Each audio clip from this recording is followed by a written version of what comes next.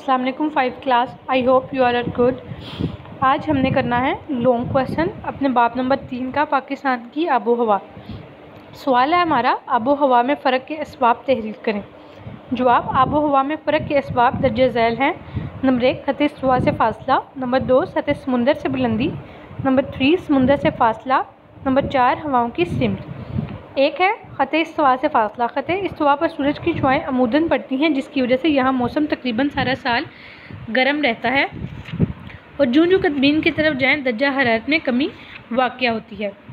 यहाँ पे हमने पढ़ा था कि सूरज की शुआएँ किस तरह जो है हमारे ख़त इस्तिवा पर अमूदन यानी टेढ़ी पड़ती हैं, उसकी वजह से मौसम जो है तकरीबन हर सारा साल सीधी पड़ती हैं, तो उसकी वजह से मौसम जो है गर्म रहता है, क्योंकि सूरज की शुआएँ यहाँ पर डायरेक्ट पड़ रही होती हैं और जिस तरह हम इससे दूर जाते हैं तो दर्जा हरारत में कमी आती रहती है।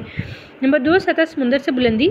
जैसे जैसे हम बुलंदी पर जाते हैं दर्जा हरारत में कमी वाक़या होती है। ऐसे इलाकों में दर्जा हरारत मैदानी इलाकों की निस्बत काफ़ी हद तक कम होता है। कहते हैं बुलंदी वाले इलाके यानी पहाड़ी इलाके जो हैं वहाँ का मौसम बेहतर है, जबकि मैदानी इलाकों में जो दर्जा हरारत आता है हमारे पास वो आमतौर पर बहुत ज़्यादा गर्म होता है। नंबर 3 समुंदर से फ़ासला। समुंदर से फ़ासले भी आबो हवा में फ़र्क की वजह बनता है। ऐसे इलाके जो समुंदर से करीब होते हैं इनकी आबो हवा मुतदल होती है। कहते हैं समुंदर से करीबी इलाके जो हैं वहाँ पर मौसम बेहतर होता है, बल्कि जब हम समुंदर से दूर जाते रहते हैं तो वहाँ पर आबो हवा में फ़र्क आ जाता है। नंबर 4 हवाओं की सिमत। सर्द इलाकों से आने वाली हवाएं दर्जा हरारत में कमी और गर्म इलाकों से आने वाली हवाएं दर्जा हरारत में इजाफे का बाइस बनती हैं।